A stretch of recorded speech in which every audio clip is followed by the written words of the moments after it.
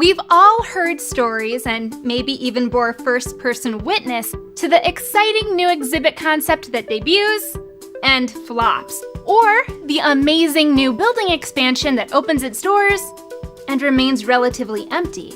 Cultural leaders often blame these failures on the fickle nature of the market, or even a project being too bleeding edge for its own good.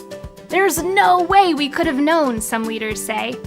But of course, that is completely untrue. You're watching Know Your Own Bone, Fast Facts for Cultural Executives.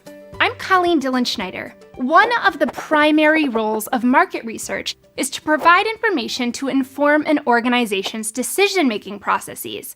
It's due diligence related to an organization's project viability. At Impacts, we've worked with a number of organizations contemplating major projects since 2005. These projects have ranged in cost from $1.8 million for a medium-sized special exhibit to upwards of $500 million for a new building.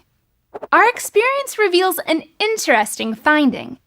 The line item for a project's successful due diligence, including market research, generally equates to approximately 1% of the project's total cost. 1%!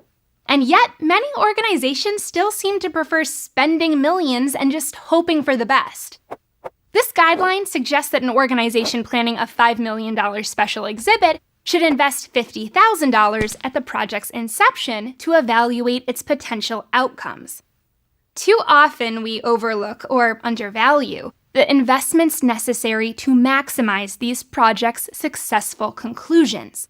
Not only that, the greatest benefit of market research may not always be to maximize gains, but to minimize losses. Sometimes, data will suggest not to proceed with an expensive project. This is where a 1% investment in research can save an organization from wasting an additional 99% investment in bricks, mortar, and misguided programming expenses. Research isn't always the sexiest part of a project's development, but it may be the most important. And now you're in the know. Thank you so much for watching. If you found this video helpful, please consider subscribing to this channel, and for more information, head on over to my website, Know Your Own Bone.